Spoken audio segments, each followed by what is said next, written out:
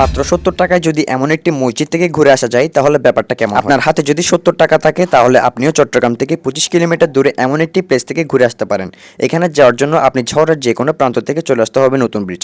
এসে চন্দনেশগামী যে কোনো একটি বাসে উঠে পড়বেন, জনপ্রতি ভাড়া নেবে 50 টাকা করে। চন্দনেশের বাদামতল বাজারে নেমে পড়ে এখান থেকে অটোরিকশা দিয়ে জনপ্রতি 20 টাকা করে চলে আসবেন মোহাম্মদ সিকদার আলী জামে মসজিদ।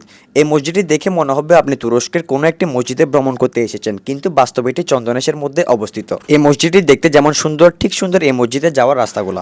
1800 খ্রিস্টাব্দের শুরুতে মোহাম্মদ আলী সিকদার তার পূর্বপুরুষ ফাতে আলী সিকদারের নামে ফাতেনগর গ্রামে গোড়াপত্তন করেন। 2014 সালে সিকদার আলী পরিবারের বর্তমান প্রজন্ম আন্তর্জাতিক মিডিয়া ব্যক্তিত্ব কনসাল হিট এক্সিলেন্সি জিয়াউদ্দিন আদি এবং তার সহধর্মিনী সাবেক মার্কিন দূতাবাস কর্মকর্তা সালমা খানমের সার্বিক প্রচেষ্টায় তুরস্কের ঐতিহাসিক অটোমানের স্থাপনের আদলে মোহাম্মদ সিকদার আলী জামে মসজিদটি পুনর্নির্মাণ কাজ শুরু হয়। 2020 সালের দিকে কাজটি শেষ হলেও 2022 সালের দিকে জিয়াউদ্দিন আদি ও সালমা খানমের প্রচেষ্টায় একটি বাসস্থান, লাইব্রেরি, মাদ্রাসা ও অজুখানা নির্মাণ করেন। এখানে এসে বুঝতে পারলাম যে চট্টগ্রামের মধ্যে লুকিয়ে আছে অনেক সুন্দর সুন্দর স্থাপনা, যা আমরা কখনো না কখনো দেখার চেষ্টা করব। That is my blog. See you in another blog. Have fun.